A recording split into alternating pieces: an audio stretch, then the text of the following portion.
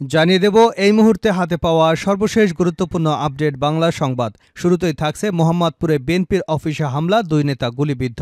রাজধানীর মোহাম্মদপুরের চাঁদ উদ্যান হাউজিং এলাকায় বিএনপির স্থানীয় অফিসে হামলার ঘটনা ঘটেছে। এ সময় অফিসে অবস্থানরত 2 বিএনপির নেতাকে গুলি এবং কুপিয়ে আহত করেছে সন্ত্রাসীরা। মঙ্গলবার রাতে এই হামলার ঘটনা ঘটে। গুরুতর আহত অবস্থায় তাদেরকে ঢাকা মেডিকেল কলেজ হাসপাতালে ভর্তি করা হয়েছে। এবারে জানাবো, বাড়িঘরে ফিরতে মোটা অঙ্কের টাকা দিয়েও হামলার শিকার আওয়ামী লীগের নেতাকর্মীরা। ছাত্র জনতার গণঅভ্যুত্থানে শেখ হাসিনা সরকারের পতন হয়। এরপর থেকে হামলার ভয়ে দেশের বেশিরভাগ এলাকায় আওয়ামী লীগের নেতাকর্মীরা গা ঢাকা দিয়েছে। 1.5 মাসেরও বেশি সময় পর পরিস্থিতি কিছুটা শান্ত হওয়ায় তাদের কেউ কেউ এখন নিজ এলাকায় ফিরতে শুরু করেছে। তবে বাড়ি ফেরার জন্য তাদেরকে মোটা অঙ্কের টাকা দিতে হচ্ছে। যারা টাকা দিচ্ছে না তাদেরকে এলাকায় ঢুকতে দেওয়া হচ্ছে না বলে অভিযোগ রয়েছে। এমনকি কোনো কোনো জায়গায় হামলার শিকারও হয়েছেন বলে জানা গেছে। জানাবো, তারেক রহমানের পক্ষ থেকে নিহত সেনা কর্মকর্তা তানজিমের বাসায় যাচ্ছেন সাবেক 7 সেনা কর্মকর্তা। কক্সবাজারে ছুরিকাঘাতে নিহত লেফটেন্যান্ট তানজিম সারোয়ার নির্জনের পরিবারের প্রতি সমবেদনা জানাতে বিএনপির ভারপ্রাপ্ত চেয়ারম্যান তারেক রহমানের পক্ষ থেকে সেনাবাহিনীর সাবেক 7 কর্মকর্তা তার বাড়িতে যাচ্ছেন। বুধবার সকালে রাজধানীর বারিধারা থেকে তারা নিহত লেফটেন্যান্ট তানজিমের গ্রামের বাড়ি টাঙ্গাইলের উদ্দেশ্যে রওনা করবেন। এদিকে রোহিঙ্গাদের জন্য আরও $199 মিলিয়ন দেবে যুক্তরাষ্ট্র। মিয়ানমার থেকে পালিয়ে বিপুল সংখ্যক রোহিঙ্গা জনগোষ্ঠী বাংলাদেশে আশ্রয় নিয়েছে। 2017 সাল থেকে এদেশে বসবাস করে আসছে এই জনগোষ্ঠী। এবার সেই রোহিঙ্গাদের জন্য নতুন করে আরও $199 মিলিয়ন অনুমোদন ঘোষণা করেছে যুক্তরাষ্ট্র সরকার। বাংলাদেশি মুদ্রায় যার পরিমাণ প্রায় 2378 কোটি 80,62,000 টাকা। জানিয়ে দেব, খাল নদী দখল করেছে রাজনৈতিক দুর্বৃত্তরা। বাংলাদেশের এলডিপির মহাসচিব শাহাদাত হোসেন সেলিম বলেছেন, নোয়াখালী, লক্ষ্মীপুর এবং ফেনীতে বন্যার পরেও অনেক স্থানে জলাবদ্ধতা সৃষ্টি হয়েছে। এমন বন্যা এবং জলাবদ্ধতা সৃষ্টির পেছনে রাজনৈতিক দুর্বৃত্তরা দায়ী। তারা বিভিন্ন স্থানে খাল ও নদী দখল করে বাড়িঘর, দোকানপাট সহ বিভিন্ন স্থাপনা নির্মাণ করেছে। বর্তমান সরকারকে এসব খাল নদী উদ্ধার করার ব্যবস্থা নিতে হবে। এবং সর্বশেষ জানাবো আন্তর্জাতিক সংবাদ। ইরাক থেকে ইসরায়েলে ড্রোন হামলা শুরু। ইরাক থেকে ইসরায়েলে ড্রোন হামলা হয়েছে। বুধবার আল জাজিরার এক প্রতিবেদনে এ তথ্য জানানো হয়েছে। প্রতিবেদনে বলা হয়েছে, ইরাকি সশস্ত্র গোষ্ঠী ইসলামিক রেজিস্ট্যান্স ইরাকের অধিকৃত গোলান মালভূমিতে সামরিক স্থাপনা লক্ষ্য করে ড্রোন হামলা চালিয়েছে। টেলিগ্রাফে এক বিবৃতিতে গোষ্ঠীটি এ দাবি করেছে। তারা বলেছে, উত্তর ইসরায়েলের একটি সামরিক লক্ষ্যবস্তুতে ড্রোন হামলা করা হয়েছে। তাদের হামলা সফল হয়েছে। এতক্ষণ শিরোনাম শুনছিলেন, এবার বিস্তারিত। প্রিয় দর্শক, আপনি যদি এই চ্যানেলে নতুন হয়ে থাকেন, ভিডিওটি দেখতে দেখতে চ্যানেলটি সাবস্ক্রাইব করে আমাদের সঙ্গেই থাকুন। আর এই ভিডিও সম্পর্কে আপনি আপনার মূল্যবান মতামতটি কমেন্ট বক্সে জানিয়ে দিন। আর হ্যাঁ প্রিয় দর্শক, জানিয়ে দিন ভিডিওটি কোথা থেকে দেখছেন। মোহাম্মদপুরে বিএনপির অফিসে হামলা, 2 নেতা গুলিবিদ্ধ। রাজধানীর মোহাম্মদপুরের চাঁদ উদ্যান হাউজিং এলাকায় বিএনপির স্থানীয় অফিসে হামলার ঘটনা ঘটেছে। এ সময় অফিসে অবস্থানরত 2 বিএনপি নেতাকে গুলি এবং কুপিয়ে আহত করেছে সন্ত্রাসীরা। আহতরা হলেন মোহাম্মদপুর থানার 33 নম্বর ওয়ার্ড বিএনপির সভাপতি মান্নান হোসেন শাহিন এবং একই ওয়ার্ডের লাউতারা ইউনিয়নের সভাপতি মোহাম্মদ রিয়াজ। মঙ্গলবার রাতে এই হামলার ঘটনা ঘটে। গুরুতর আহত অবস্থায় তাদের ঢাকা মেডিকেল কলেজ হাসপাতালে ভর্তি করা হয়েছে। তাদের নিয়ে আসা অপু জানিয়েছেন, সন্ধ্যা 7:30টার দিকে 10 থেকে 15 জনের একটি দল মোহাম্মদপুরের চাঁদ উদ্যানের অফিসে ঢুকে অবস্থানরত 2 নেতাকে এলোপাথাড়ি কুপিয়ে এবং গুলি করে পালিয়ে যায়। পরে তাদের আহত অবস্থায় উদ্ধার করে প্রথমে স্থানীয় একটি হাসপাতালে নিয়ে যায়। সেখানে অবস্থার অবনতি হলে উন্নত চিকিৎসার জন্য ঢাকা মেডিকেল কলেজ হাসপাতালে নেওয়া হয়। বর্তমানে সেখানে চিকিৎসাধীন রয়েছেন তারা। তিনি আরও বলেন, মনে হচ্ছে পরিকল্পিত হামলা, হত্যার টার্গেট নিয়েই এই হামলা চালিয়েছে সন্ত্রাসীরা। হামলায় অংশ নেওয়া সন্ত্রাসীর মধ্যে কিলার বাদল, লাল্লু সুমন, রাসেলকে চিনতে পেরেছি আমরা, বাকিদের চিনতে পারিনি। বাড়িঘরে ফিরতে মোটা অঙ্কের টাকা দিয়েও হামলার শিকার আওয়ামী লীগের নেতাকর্মীরা। ছাত্র জনতার অভ্যুত্থানে শেখ হাসিনা সরকারের পতন হয়। এরপর থেকে হামলার ভয়ে দেশের বেশিরভাগ এলাকায় আওয়ামী লীগের নেতাকর্মীরা গা ঢাকা দিয়েছিলেন। 1.5 মাসেরও বেশি সময় পর পরিস্থিতি কিছুটা শান্ত হওয়ায় তাদের কেউ কেউ এখন নিজ এলাকায় ফিরতে শুরু করেছেন। তবে বাড়ি ফেরার জন্য তাদেরকে মোটা অঙ্কের টাকা গুনতে হয়েছে। যারা টাকা দিচ্ছেন না তাদেরকে এলাকায় ঢুকতে দেওয়া হচ্ছে না বলে অভিযোগ রয়েছে। এমনকি কোনো কোনো জায়গায় তারা হামলার শিকারও হয়েছেন বলে জানা গেছে। টাকা দিয়ে সম্প্রতি এলাকায় ফিরেছেন বা ফেরার অপেক্ষায় রয়েছেন আওয়ামী লীগের তৃণমূলের এমন বেশ কয়েকজন নেতাকর্মীর সঙ্গে কথা হলে তারা এমন অভিযোগ করেছেন। আর এ নিয়ে বিবিসি বাংলায় একটি প্রতিবেদন প্রকাশ করেছে। বিবিসি বাংলার বরাতে জানা যায়, আওয়ামী লীগের নেতাকর্মীরা নিরাপত্তার স্বার্থে তাদের কেউ নিজের পরিচয় প্রকাশ করতে চান না, এমনকি এলাকার নামও বলতে চান না। তবে এলাকায় ফিরতে কাকে টাকা দেওয়া হয়েছে, ফেরার পরের কী অবস্থায় দিন পার করছেন সেই অভিজ্ঞতা তারা শেয়ার করেছেন। তৃণমূলের এক আওয়ামী লীগ নেতা বলেন, ঘর থেকে বের হতে পারছি না, সারাদিন ঘরেই থাকতে হচ্ছে।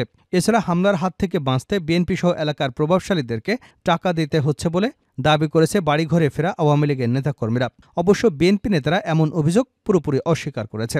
অন্যদিকে তৃণমূলের নেতাকর্মীরা এলাকায় ফিরতে শুরু করলেও আওয়ামী লীগের কেন্দ্রীয় নেতারা বেশিরভাগই আত্মগোপনে রয়েছেন। এর মধ্যে অনেকেই দেশ ছেড়েছেন। দেশ ছাড়ার চেষ্টাকালে কেউ কেউ গ্রেপ্তার হয়েছেন বলে জানা গেছে। এ অবস্থা নেতৃত্ব সংকটে থাকা বিপর্যস্ত দলটিকে ঘিরে নানা গুজব ছড়াতে দেখা গেছে। ফলে প্রায় মাসখানেক সারা শব্দহীন থাকার পর দলটিকে সাম্প্রতিক বিবৃতি প্রকাশ করতে দেখা গেছে। তবে বিবৃতিটি দেশের ভেতরে নাকি বাইরে থেকে দেওয়া হয়েছে সেটি এখনও স্পষ্ট নয়। আওয়ামী লীগের ক্ষমতাচ্যুত হবার পর 1.5 মাসেরও বেশি সময় ধরে ঘর ছাড়া আওয়ামী লীগের নেতাকর্মীরা। গত 5ই অগাস্টের পর যেভাবে তাদের বাড়িঘর এবং ব্যবসা প্রতিষ্ঠানে হামলা হতে দেখা যাচ্ছিল সেটি এখন আর দেখা যাচ্ছে না। ফলে এখন পরিবারের কাছে ফিরতে চাচ্ছেন দলের তৃণমূলের নেতাকর্মীরা। কিন্তু হঠাৎ এলাকায় ফিরে যে হামলার শিকার হতে পারেন সেই ভয়ও কাজ করছে তাদের মধ্যে। সেজন্য এলাকায় এখন যারা প্রভাবশালী তাদের সঙ্গে যোগাযোগ করছেন তারা। আওয়ামী লীগের ওয়ার্ড পর্যায়ের একজন নেতা বলেন, এটা ছাড়া তো উপায় নেই, বউ বাচ্চা ফেলে আর কতদিন পালিয়ে বেড়াবো। বেশিরভাগ এলাকায় বিএনপি এখন নিয়ন্ত্রণে নেওয়ায় দলটির নেতাকর্মীদের সঙ্গে মূলত যোগাযোগ করছে আত্মগোপনে থাকা আওয়ামী লীগের নেতাকর্মীরা। এলাকায় ফিরতে তাদেরকে গুনতে হচ্ছে মোটা অঙ্কের টাকা। তারেকের পক্ষে নিহত তানজিমের বাড়িতে যাচ্ছেন সাবেক 7 সেনা কর্মকর্তা। কক্সবাজারে ছুরিকাঘাতে নিহত লেফটেন্যান্ট তানজিম সারোয়ার নির্জনের পরিবারের প্রতি সমবেদনা জানাতে বিএনপির ভারপ্রাপ্ত চেয়ারম্যান তারেক রহমানের পক্ষ থেকে সেনাবাহিনীর সাবেক 7 কর্মকর্তা তার বাড়িতে যাচ্ছেন। বুধবার সকালে রাজধানীর বারিধারা থেকে তারা নিহত লেফটেন্যান্ট তানজিমের গ্রামের বাড়ি টাঙ্গাইলের উদ্দেশ্যে রওনা হন। বিএনপির মিডিয়া সেলের সদস্য শাহরুল কবির খান এ তথ্য নিশ্চিত করেছেন। তিনি জানান, সেনাবাহিনীর সাবেক কর্মকর্তারা নিহত লেফটেন্যান্ট তানজিম সারোয়ার নির্জনের টাঙ্গাইলের গ্রামের বাড়িতে যাচ্ছেন। বিএনপির ভারপ্রাপ্ত চেয়ারম্যান তারেক রহমানের পক্ষ থেকে নিহত তানজিমের পরিবারের প্রতি সমবেদনা জানাতে যাচ্ছেন তারা। আইএসপিআর জানায়, মঙ্গলবার ভোর 4টার দিকে কক্সবাজারের চকরিয়া উপজেলার ডুলাহাজরা ইউনিয়নের পূর্ব মাইসপাড়া গ্রামে ডাকাতের ছুরিকাঘাতে নিহত হন লেফটেন্যান্ট মোহাম্মদ তানজিম সারোয়ার নির্জন 23। লেফটেন্যান্ট তানজিম সারোয়ার নির্জন টাঙ্গাইল জেলার একটি সম্ভ্রান্ত মুসলিম পরিবারে জন্মগ্রহণ করেন। মেধাবী এই তরুণ সেনা কর্মকর্তা পাবনা ক্যাডেট কলেজ থেকে উচ্চ মাধ্যমিক শেষে 82তম দীর্ঘমেয়াদী কোর্সের সঙ্গে বাংলাদেশ মিলিটারি একাডেমি থেকে 2022 সালের 8 জুন আর্মি সার্ভিস করে কমিশন লাভ করেন। রোহিঙ্গাদের জন্য আরও $199 মিলিয়ন দেবে যুক্তরাষ্ট্র। মিয়ানমার থেকে পালিয়ে বিপুল সংখ্যক রোহিঙ্গা জনগোষ্ঠী বাংলাদেশে আশ্রয় নিয়েছে। 2017 সাল থেকেই এদেশে বসবাস করে আসছে এই জনগোষ্ঠী। এবার সেই রোহিঙ্গাদের জন্য নতুন করে আরও $199 মিলিয়ন অনুমোদন ঘোষণা করেছে যুক্তরাষ্ট্র সরকার। বাংলাদেশি মুদ্রা যার পরিমাণ প্রায় 2378 কোটি 80,62,000 টাকা। গতকাল মঙ্গলবার জাতিসংঘের সাধারণ পরিষদের ৭৯তম অধিবেশনের একটি ইভেন্টে এই ঘোষণা দেন মার্কিন যুক্তরাষ্ট্রের বেসামরিক নিরাপত্তা, গণতন্ত্র, মানবাধিকার বিষয়ক আন্ডার সেক্রেটারি উজরা জিয়া। তবে ঘোষণার পরে যুক্তরাষ্ট্রের ডিপার্টমেন্ট অব স্টেট এ বিষয়ে একটি প্রেস বিজ্ঞপ্তিও প্রকাশ করেছে। বিজ্ঞপ্তিতে বলা হয়েছে, অনুদানের মধ্যে $70 মিলিয়ন দিচ্ছে মার্কিন সরকারের পপুলেশন, রিফিউজি অ্যান্ড মাইগ্রেশন বিভাগ। বাকি $129 কোটি দেবে ইউএসএআইডি। ইউএসএআইডির 129 মিলিয়নের মধ্যে $78 মিলিয়ন আসবে মার্কিন সরকারের কৃষিপণ্য বিভাগ থেকে। এই বিভাগ দেশটির কৃষকদের কাছ থেকে রোহিঙ্গাদের জন্য খাদ্য কেনা, পরিবহন এবং বিতরণে সাহায্য করবে। বিজ্ঞপ্তিতে আরও বলা হয়, সহিংসতা এবং নিপীড়ন থেকে বাঁচতে মিয়ানমার থেকে পালিয়ে আসা রোহিঙ্গাদের জীবন রক্ষা করতে সাহায্য করবে এই মার্কিন সহায়তা। এছাড়া এই সাহায্য শরণার্থীদের দুর্যোগের প্রস্তুতির ক্ষেত্রে রক্ষা কবচ হিসেবে কাজ করবে, সেই সঙ্গে শিক্ষা দক্ষতা বাড়ানোর সুযোগ তৈরি করে দেবে। এই অনুদান শরণার্থীদের দ্রুত দেশে ফেরার জন্য অনুপ্রেরণা যোগাবে। প্রসঙ্গত 2017 সালে রোহিঙ্গারা বাংলাদেশে আশ্রয় নেওয়া শুরু করেছে। এখন পর্যন্ত রোহিঙ্গা শরণার্থী এবং স্থানীয়দের জন্য $2.5 বিলিয়ন মার্কিন আর্থিক অনুদান পাঠিয়েছে যুক্তরাষ্ট্র। এর মধ্যে $2.1 বিলিয়নই এসেছে বাংলাদেশে। এই অনুদানের $1.3 বিলিয়ন সরাসরি পাঠানো হয়েছে মার্কিন সরকারের পপুলেশন, রিফিউজি অ্যান্ড মাইগ্রেশন বিভাগ থেকে।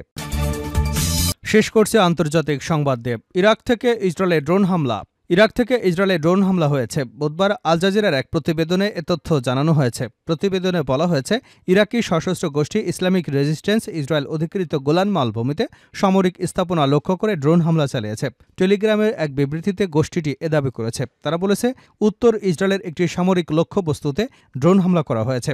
তাদের হামলা সফল হয়েছে। তবে ইসরায়েলের সামরিক বাহিনী এ ব্যাপারে এখনও কোনো বিবৃতি দেয়নি। দেশটির সংবাদ মাধ্যম টাইমস অফ ইসরায়েল জানিয়েছে, অঞ্চলটিতে সাইরেনের শব্দ শোনা গেছে। বাইরের কোনো আক্রমণ হলে এমনটি করা হয়। সেই সঙ্গে আকাশ প্রতিরক্ষা ব্যবস্থাও সক্রিয় হয়। কিন্তু সংবাদ মাধ্যমটি কোনো হতাহতের খবর জানাতে পারেনি। ইরাকের ঘাঁটিগাড়া ইসলামিক রেজিস্ট্যান্স ইরান সমর্থিত মিলিশিয়াদের সমন্বয়ে গঠিত সশস্ত্র গোষ্ঠী।